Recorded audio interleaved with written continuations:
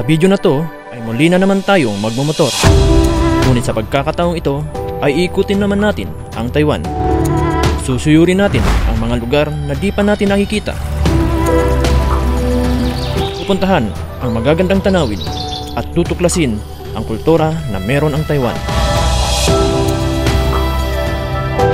Para magawa namin to, kailangan mapuntahan din namin ang 4 na sulok ng Taiwan. Ang southern, eastern, northern at westernmost point of Taiwan. Gagawin natin to sa loob ng 5 araw. Kasama ang aking katrabaho na si Gerald. Ako nga pala si Dariel, isang migrant worker, at iikutin namin ang Taiwan gamit ang motor.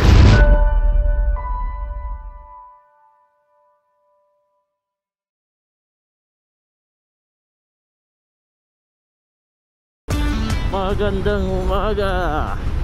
First day na ngayon ng Taiwan Loop. 5 araw tayo magbabiyahe. Iikutin natin ang buong Taiwan. Pero ang rota natin ay mga coastal mga dadaanan natin. Kasi dalawa yung pwedeng irotahin. Pwede mag infinite loop o yung parang 8 na itsura habang iikutin ng Taiwan. Pero ang gagawin namin ay puro coastal lang, pabilog. And unahin namin ay sa south ng Taiwan. Bababa muna kami ng Taiwan, tapos aakyat, dadaan ng East Coast. East Coast ba? O tama, East Coast.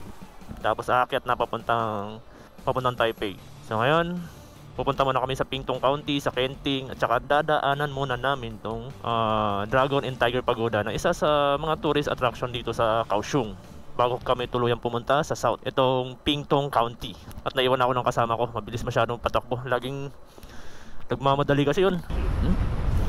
Merong camera, ay tingnan nyo, 40 ang limit ng takbo, 100 meters.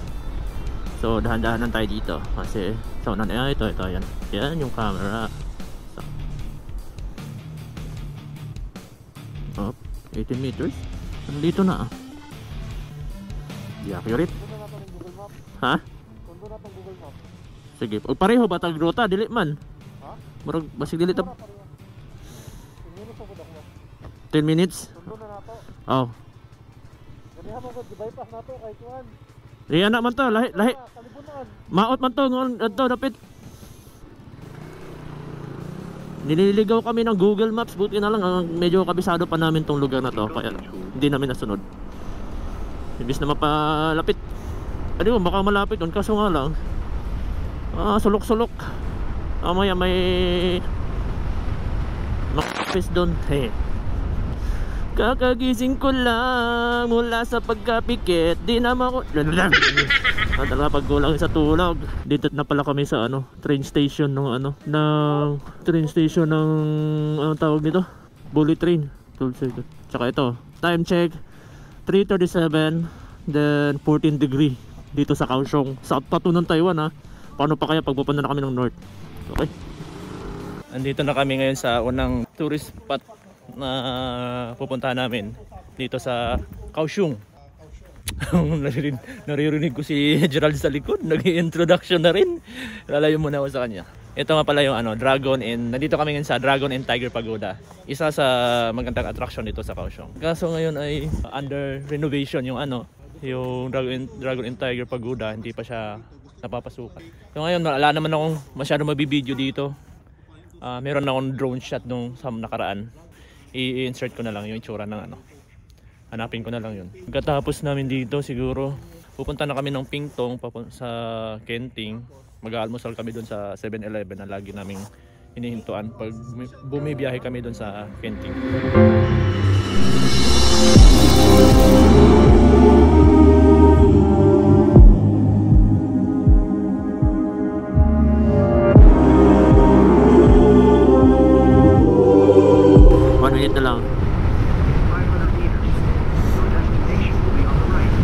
Okay, part na to ng Pingtung County, na pinaka-south na county, pinakadulo dito sa Taiwan. Dito tayo mag-aalmusal. Paborito namin lagi naming ini-stop overan pag napupunta kami ng south.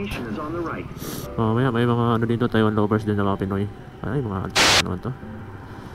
Dito na kami sa 7-Eleven kung saan lagi namin ini-stop overan pag nagpupunta kami ng south ng Taiwan. So dito na kami mag-aalmusal. Tsaka yun, mapapahinga lang kami na saglit dito, mga 30 minutes siguro, kakain o CR bago kami pumunta ng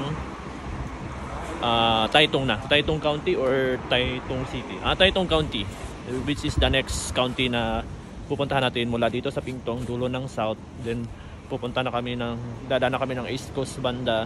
Then ano yung barko? Mukhang barkong Pandigma yan. Kasi nga pala, hindi bawal kasi mag-drone dito. Maganda sana ipakita yung area. Maganda kasi 7-Eleven na tabi lang ng dagat. Tapos malaki. Maganda rin yung location, yung view. Tapos may lamesa sa labas. Ang tingin ko may ano dito may siguro may Navy base kasi bawal mag-drone. So ayan hindi ko lang kung kita sa camera, may barko. Hindi ko lang kung barko na malaki o maliit lang ba yan. Dagat na to, tapos yan, hindi ko alam anong barko yan. Mamaya mga barko na ng Chinese, no? Mamaya barko na ng Chinese, no? Yun, no? Malaki yan, maliwanag sa kasi nga lang sa video, hindi ganun klaro. Naggutom na ata yun. At ang oras ay mga nasa 5:30 pa lang. Ito yung mga motor namin. Dito may nakakasabayan din kami mga big bike. May ADB. Pasok na tayo? Malamig pa, kailangan din namin magkape. Itong 7-Eleven na to, hindi ko lang to pinlano. Pinaghandaan ko ito. Anong handa ang ginawa mo? Ganito, meron akong baso. Meron dalang baso. Ang lamig yun. Yung katawan ko mainit pero sa ulo ko nilalamig. Meron akong tinapay. At higit sa lahat, meron akong kape. Marami namang tinda dito, nagdala pa talaga siya, nagbaon. Mainit na tubig na lang ang kulang. So, tingnan natin kung makihingi tayo ng mainit na tubig dito sa 7-Eleven. Kagabi, bumili siya ng tinapay para magbaon, tapos kakainin niya dito sa 7-Eleven. Alam niyo kung saan niya binili yung tinapay na baon niya? Sa 7-Eleven din. Carrefour pala. Creamy corn soup. Sakto sa malamig na panahon. Sobrang lamig sa biyahe. Akala ko nga, hindi pa kadalasang biyahe natin, nalilate tayo. Ngayon pagtingin ko sa schedule, 5:30 na dito na tayo. Tapos 6 yung schedule mo. Lesson learned ko yun kasi ikaw yung kasama ko, lagi ka rin. Kaya nilagyan ko ng safety first, bahalang malit, basta safety first. Nilagyan ko ng maraming yan, very good. Very good. Uy, matagal ka gumising, safety first. Ito pala si Geraldine, ang tuwang-tuwa kasi kumain sa 7-Eleven pero walang binili kahit ni isa. Nagdala ng kape, nagbaon ng 3-in-1 coffee, nagkuha lang ng mainit tubig, nagbaon ng tinapay na binili sa 7-Eleven doon sa Yung 7-Eleven, walang kinikita. Ako nagsabaw lang. Pero ako, may ginawa sa 7-Eleven, mainit na tubig tsaka sugar. Dogi sila, lahat ng customer nila gaya sa iyo, bagsak talaga ang 7-Eleven. Inabot na kami ng liwanag dito. Mapalis na kami.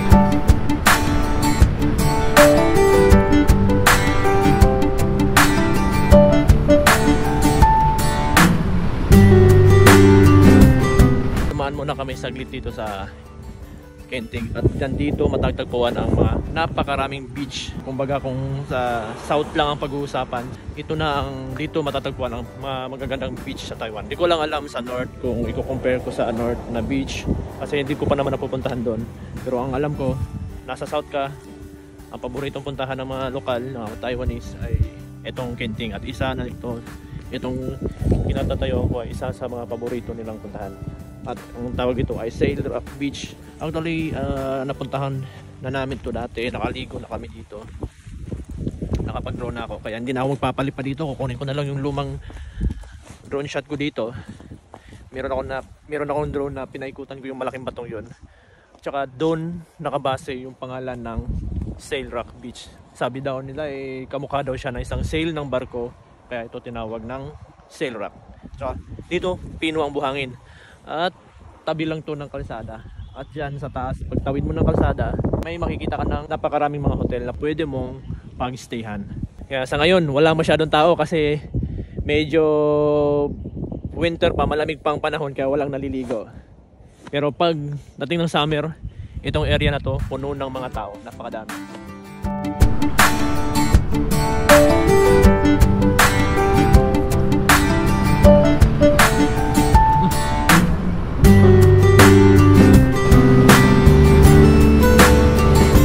Nako, mukhang uulan pa. Punta na kami ngayon ng southernmost point, parang makulimlim.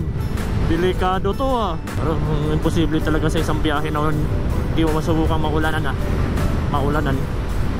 Ngayon, nandito na kami ngayon sa southernmost point. Ito na yung pinakadulo ng Taiwan.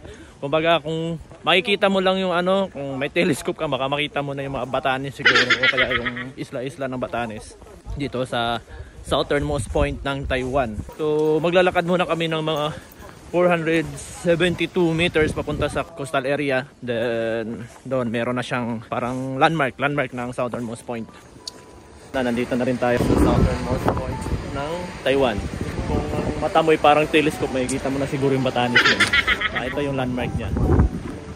Siguro mga pang 4 na beses na kami nakapunta dito. Pero dahil kailangan tinatarget namin ngayon sa Taiwan ay mapuntahan ang 4 na most point ng Taiwan, kailangan namin daanan to. Sisilip lang kami saglit dito, tapos babiyahe na kami kasi kailangan namin ma-maintain yung schedule.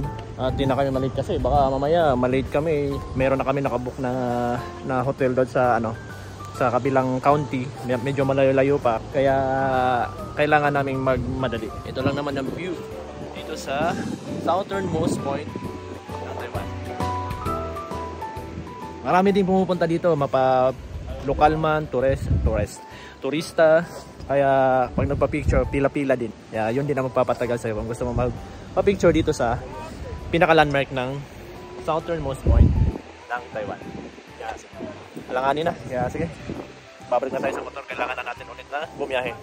Kakain na muna kami, tapos maghanap na ng gasoline station. Mag-aalmusal muna dahil mag-alas 9 na rin pala. Pag natapos namin mag-almusal, diretso na kami ng pa-Taitung. Para naman goods ang biyahe. Hindi gutom, hindi nangihina dahil malayo-layo pa naman tong biyahe na to. Palit na rin pala ako ng gloves dahil hindi na masyadong malamig. Just mahirap gamitin yung kasi makapal. Palitan ako ng pang-init. Dami nagmumotor.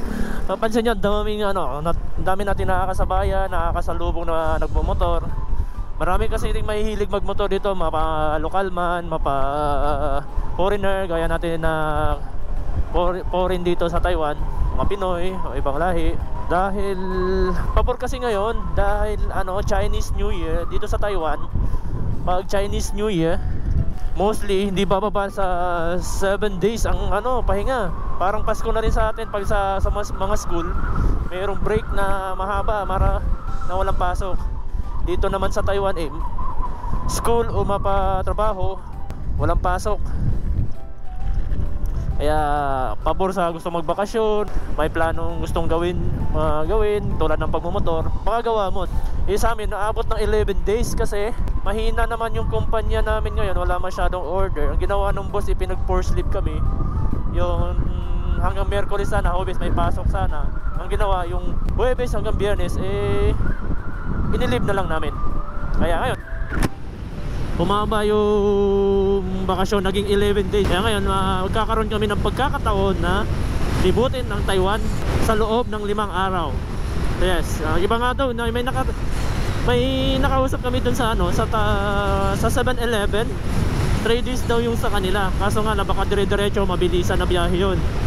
Yung sa amin naman, gagawin namin is 5 days para hindi masyadong pressured na habulin yung 3 araw na yun. Kasi ang dami rin naman talagang dito ngayon, mga Pinoy na nagta-Taiwan loop, nagmumotor. Kasi open na hindi na masyadong stricto yung Taiwan ngayon.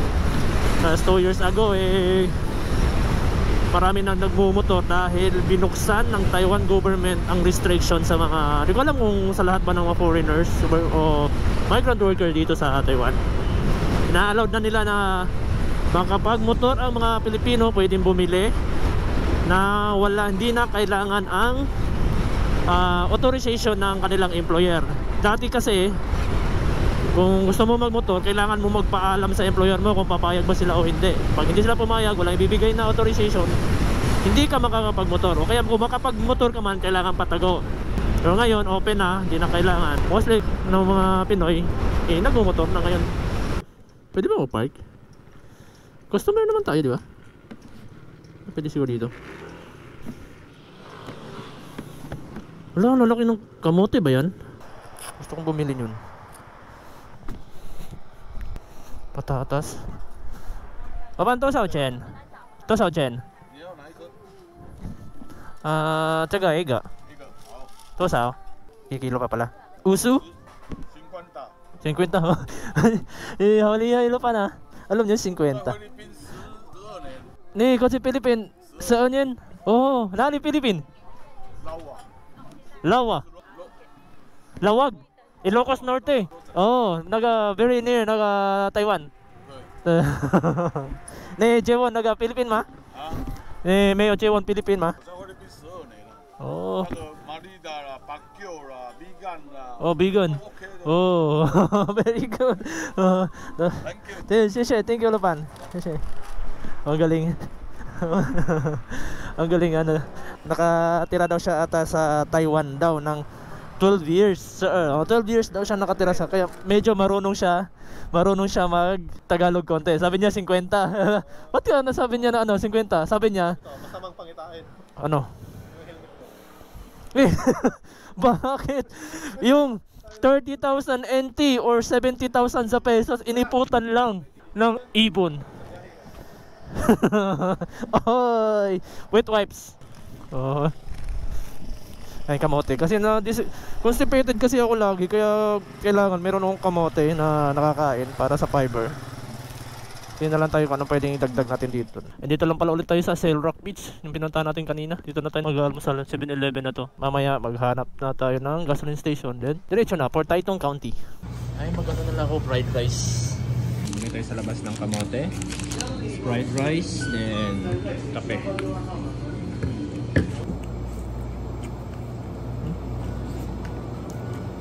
Bumalik kami sa dinaanan namin kanina. Pagdating dun sa unahan, pagkakat kami papuntang akit ng bundok. Sa ngayon, nasa kaliwa yung dagat. Mamaya, pag natawid na namin yung yung bundok, sa bandang east na kami. Kaya dagat ay nasa kanan na. Sana naman maganda ang panahon dahil mukhang makulimlim. Uy, para tayo na sa Ilocos. Ayan pang yun, panggi ba yun? Panggi windmill. Ang ganda ng bundok parang vulkan naka-cone din. Ito na yung bundok na dinaanan namin dati. Sobrang lakas ng hangin tapos maulan. Winter pa noon kaya malamig. Pangit pa yung gloves ko noon, hindi pang winter kasi yung nabili ko maliit. Mahirap i-drive yung maliit ang gloves. Ngayon ang ginamit ko yung hindi pang winter. Sobrang lamig ang resulta. Pag sobrang lamig, mananakit yung kamay mo, mga daliri mo. Dito ata yung tunnel na bawal ang motor. Kaya kailangan natin mag right turn para hindi na tayo dumaan sa tunnel. Ito nga yan tunnel yung bundok na yan, kotse lang daw ang pwede dyan. Kaya tayo liliko, iikot tayo. Pwede mag right diba? Naka green ay nag-green na yun.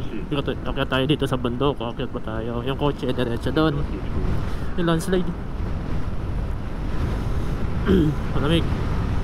Iwas traffic dito, wala mga kotse dito. Ay, nangangalay na ang pet ko at saka yung likod ko. Pero hindi pa tayo nangangalahati sa Taiwan Loop. Kanina pa tayo pa banking dito Tingnan nyo naman yung mapa. Bulati Gaming. Para na ako nalulula sa kakaliko-liko dito. Dito tagos siguro yung tunnel. Ano to? Gusto ko pahinga na isa? 7-Eleven ba? Family Mart? Akala ko ba walang pahinga? Akala ko ba dire-diretso wala nang pahinga? Oo. Wala nang lakas para bumaba ng motor. Police dito sa Taiwan, meron silang logbook para mag roving sa mga area. Kaya mapipilitan silang umikot. Kasi kailangan dyan pumirma o kaya mag-tap sa mga area na ano ba yung tawag dyan, kailangan nilang mag-lag. Ayan Kasi wala pero kanina hindi ka lumalagpas ka ng 40 kilometers per hour. Kasi di ba ilang kilometers na okay lang yun. Yun yung limit. Wala, no choice ako, kailangan kitang sundan. Di okay lang yun. Paano pag may camera na may random na camera doon sa area na yun? Papahinga lang muna kami saglit dito kasi sumakit yung pit namin tsaka yung likod sa bagal ng biyahe. Grabe.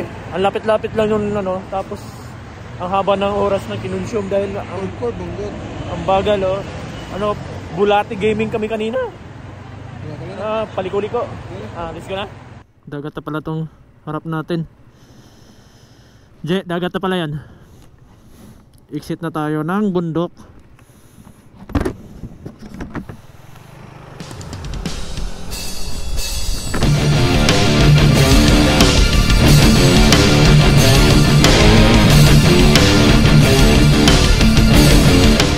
Oo, ang ganda oh, East Coast. Tapos ito, ang ganda ng bayan dito. Nawawala na yung kasama ko.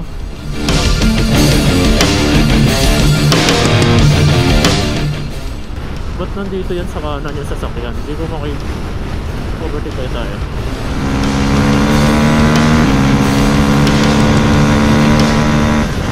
Mga Taiwanese to, mga ano, naka big bikes.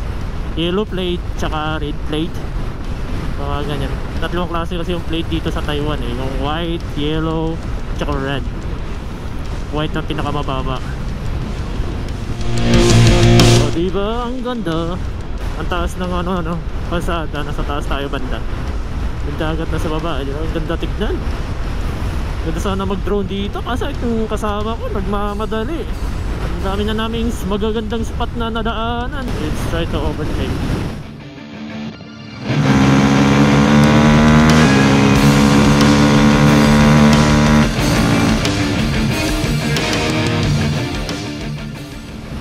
Dami talagang ano, magagandang tanawin dito sa ano, sa Taitung, sa East Coast. Bundok, mga bahay sa kaliwa, tapos sa tulay tayo, tapos sa kanan dagat. Tapos yung tulay ano na dinadaanan natin eh sobrang taas. Mapapansin niyo pala, hindi ko alam kung kita sa camera eh, malalakas ang alon dito kasi nga nasa East Coast tayo. Ano yun? Putik. Nasa likod ko pala yung ano, nasa likod pala yung ambulansya. Akala ko kasalubong. Merong camera sa ano unahan kaya nag-iingay si kuya. Na warning tayo kung ilang metros na ang layo mula sa atin hanggang dun sa camera. Ang bilis si kuya. At tinabutan na nga kami ng ulan. Parang ito na nga talaga yon. Parang sure na to na uulan.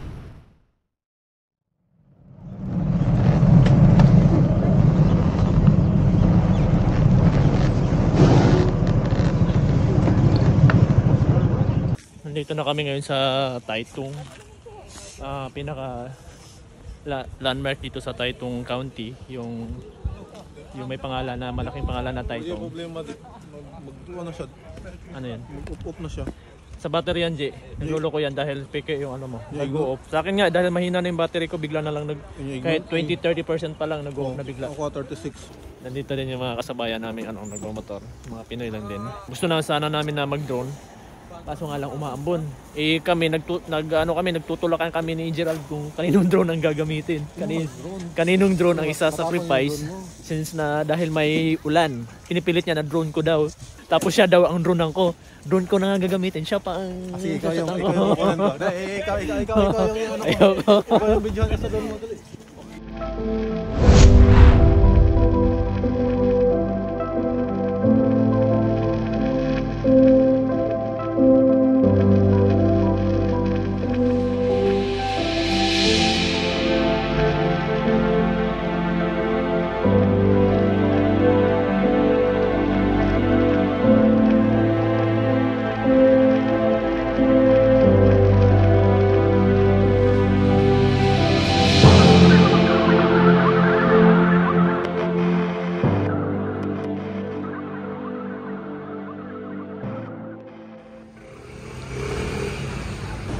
Kamote lang ulit yung kakainin ko.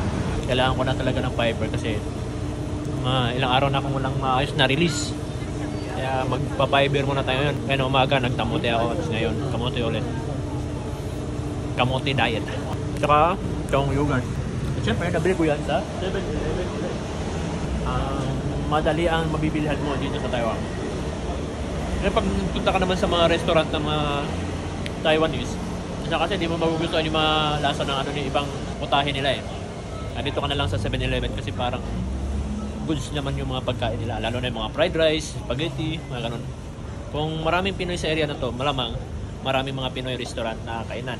Pag ganun, hindi na natin kailangan mag 7-Eleven dahil sa mga restaurant na tayo ng mga Pinoy. Kaso wala eh. Parang Taitung, parang wala masyadong Pinoy. Magkano ulit yung gasto ko? 49 ulit. Ikaw, magkano gasto mo? 60. Hindi ka naman busog. kamote kinain ko kaya busog sigurado. Ito na yung lunch namin. Sa kanya fried rice ulit, tapos yung baon niyang ulam na atay. Tapos sa akin, yogurt and kamote. Ito na yung pinaka-lunch namin. Sa oras na to ay bibiyahe na kami papunta sa isa sa mga tourist spot dito sa Taitung County, ang 8 Arches Bridge, at mula sa park ay aabot ng halos 1 oras ang biyahe. Andito na kami ngayon sa San Chan Tai Arch Bridge. Isa siyang tulay papunta sa isang maliit na isla na parang dragon na may 8 arko ang itsura. O may oras pa tayo, baka susubukan natin tumawid. Part pa to ng Taitung. Dahil nga holiday ngayon, Chinese New Year, ang daming tao, ang daming lokal na turista. Ano English name dito? 8 Arches Bridge. 8 Arches Bridge, so 8 ganyan-ganyan. First time ko pang pumunta dito. Sa picture ko lang to nakikita dati. Ngayon, makikita ko na rin ng personal. Oh, maganda, ang ganda niya. Pumunta tayo doon? Tatawid tayo? Kaya? Ilang oras ba ang budget natin dito? 1 hour na lang. 1 hour na lang. Oh, lamig pa.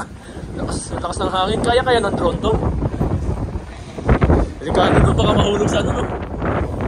Basta na po, naroon yung ano eh, yung isla, ikutan. Lakas ng hangin. Delikado eh, baka mawalan tayo ng drone bigla. Papunta tayo doon. Lakas ng alon. Nagpupuli-puli na yung kasama ko dito. Kita natin. Okay lang yan, bay. Huwag ka nang umiyak. Bakit merong ano dyan? Bakit merong? Bakit merong 8 Arches Bridge dyan? Oo, sige, ano yan? Kasi dati, yung isla na yan, dugtong yan. Oh. Narugtong yan dito. Kinain ng alon, na Oh. erode, natunaw. Tapos? Ngayon, nilagyan ng tulay. Ngayon, bakit nilagyan pa ng tulay? Kasi yan dati, outpost yan ng Japanese Army. A few moments later.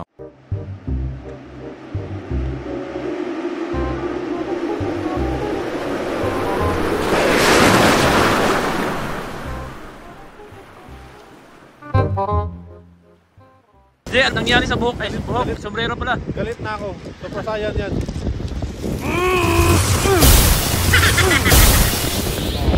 Saiyan to na yan. Super Saiyan to, oh. Hindi niya sinasadya yan, at sadyang ano talaga, lumilipad dahil sobrang lakas ng hangin.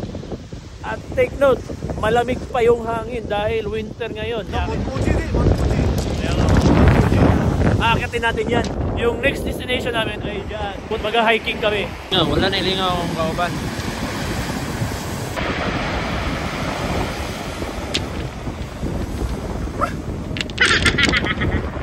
Pupunta na kami ngayon dun sa beach. Bukan natin tumawid. Di ba yung babagsak? Mandaming tao eh. Dito may magandang daanan pala dito. Tapos doon pa kami dumaan. Siyempre, ayaw ko nga ng magandang daan. Nanawag sa kanito din. Ang tulay na to ay may habang 320 meters na matatagpuan sa eastern coast ng Taiwan na tumatawid papunta sa isang maliit na isla, at ito ay nabuo noong taong 1987. At dahil sa kakaibang disenyo na parang alon at parang isang dragon, ay naging famous landmark na ito sa bandang east coast ng Taiwan. Subukan na namin umakyat para maranasan din namin ang umakyat sa sikat na tulay dito sa Taiwan, ang 8 Arches Bridge.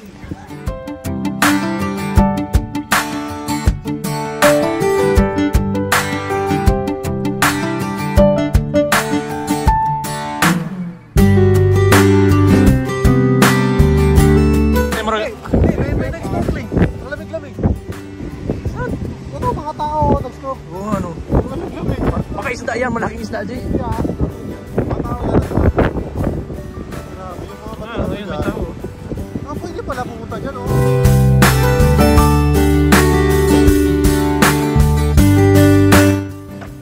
Ngayon pupunta naman kami dun sa huge water well. Medyo aakyat kami ng konti na sa bundok. Lagpas ang oras din yung biyahe. Next destination, huge water well doon sa dito sa pundo na part ng Taitung. Mag-aalas 5 na siguro tayo makakarating doon. Baka madilim, wala alam, baka madilim na. Saka huling destination na natin yon bago pumunta ng hotel.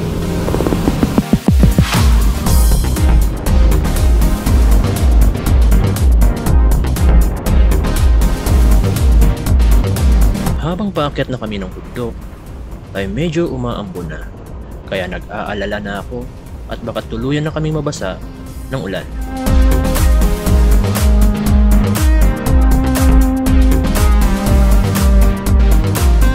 Maliwanag pa nang pumasok kami sa tunnel na to. Ngunit sa paglabas namin sa kabilang dulo, ito na ang bumungad sa amin. Isang mahamog na kabundukan, kaya halos di na namin makita ang aming harapan.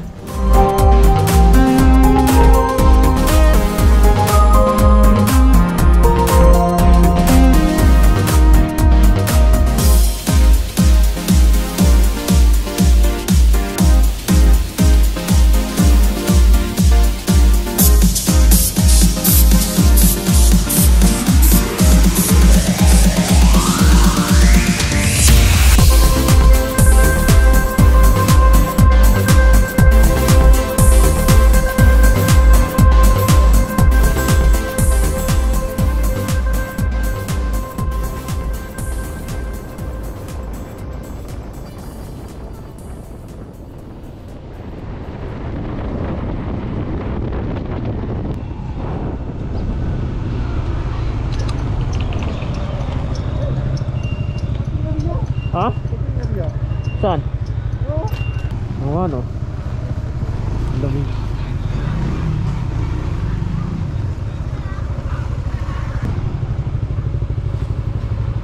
Oh, and we are here sa huge water wheel dito sa Taytong.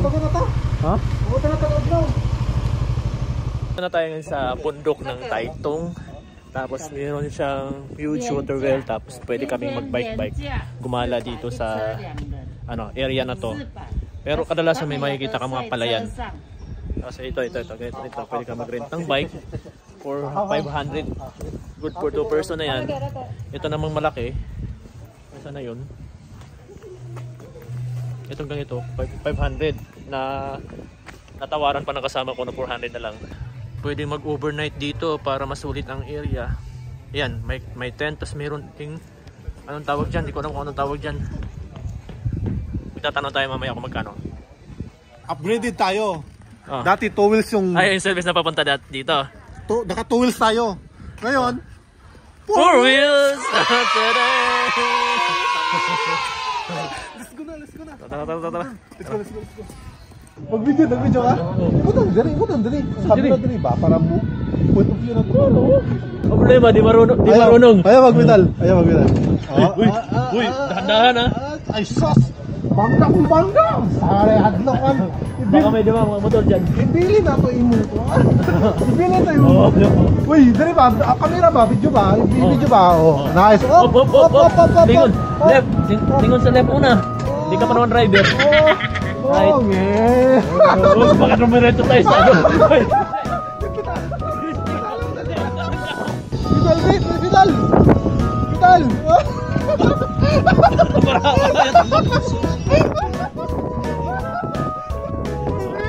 Ganito ang 4 wheels! Ganito ang 4 wheels! Dati pala 4 wheels. Maganda pa rin ang 2 wheels.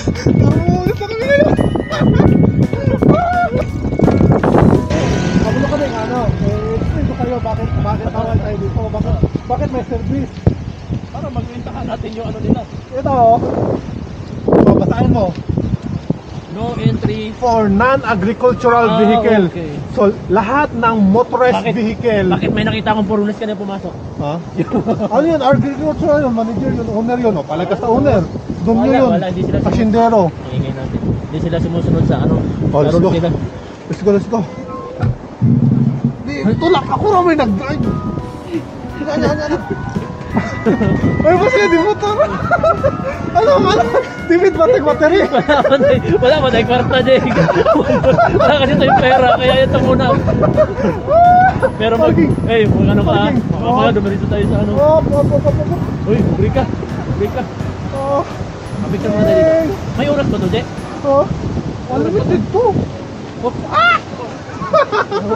Gag! Dito lang di. Ay, ito yung tinatawag nilang huge water well. Dito nakabase yung pangalan ng area na to.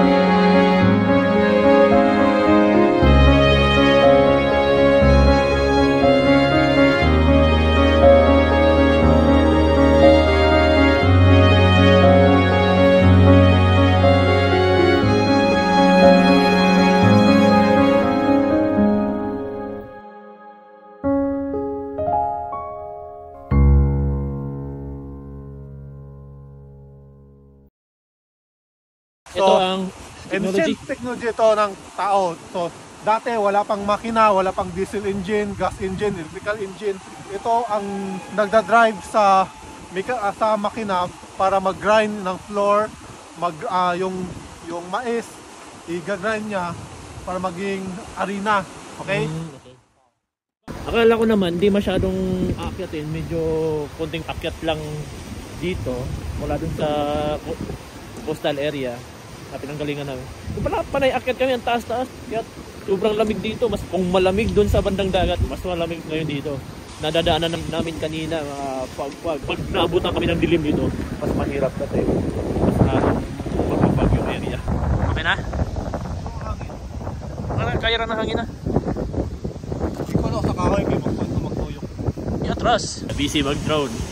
Natuloy na sulit yung bike. Original na to. Dapat talaga hindi na kami nagkuha ng bike. Naglakad-lakad na lang dito eh. Kaya nga pala, bawal pumasok ang mga motorized vehicle dito. O kaya yung mga bigas. Paano ang apil? Kasi tanong apil. Sa mo na, Ikaw na kita na noon. Dito ka, palayo. pinapaalis ako. Marami sama ng ugali ng kalbong to. Pinapaalis ako. Hapon na kakailangan nating sulitin tong bike na to. Tara, didilim na. Yahoo! Alam natin dyan na nagbabike ako, nahulog ako sa palayan. Di ay. Gusto ko.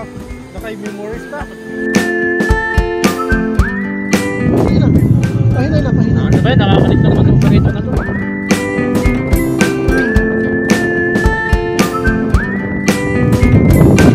Nabigat na siya eh.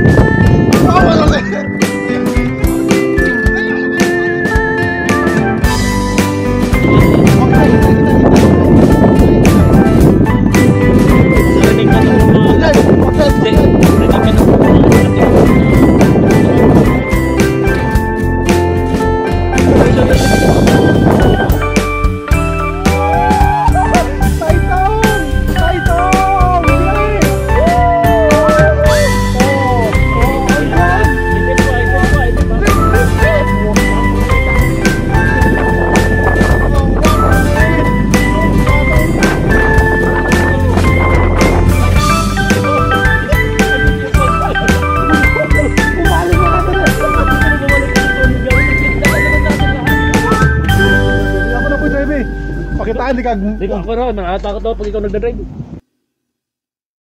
Kaya na, tigpitin mo na at uwi na tayo at nasa bundok pa tayo. Mahirap, abutan ng gabi dito.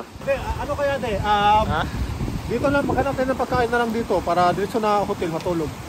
Pwede rin. Baka mahal dito kasi tourist spot to eh. Baka i-price nila ng i-price nila ng tourist. Maghanap tayo ng Uwi na kami kasi masyado nang malamig dito. Tsaka malayo pa naman yung uwian namin sa sentro, sa city proper dito sa Baylo mo, yung nagtaklob din. Maghahanap na lang kami ng pagkain ngayon dito para dalhin doon sa hotel.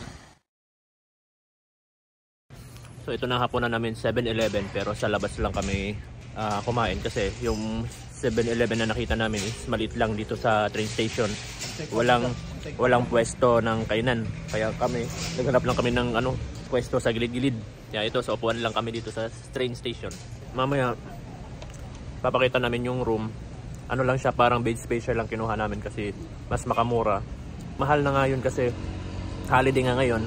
Imbis na nasa 500 to 600 NT lang, nagiging almost 1,000 per head. Kasi nga pag holiday. Tapos maliit lang. Ang hirap gumalaw kasi marami kang kasama sa kwarto. Baka maingay, baka mapagalitan tayo. Kailangan namin asikasuhin yung damit, mga gadget, kailangan i-charge. Kaya kailangan dahan-dahan lang sa paggalaw. Mamaya, magbibideo kami sa room.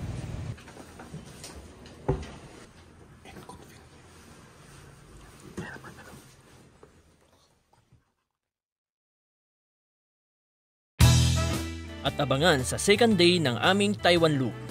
Patuloy naming babaybayin ang East Coast ng Taiwan ng 3 oras para marating ang Hualien County, kung saan madadaanan natin ang Hayaku Glamping at sasadyain ang Tunnel of 9 Turns na parte ng Taroko National Park ng Taiwan.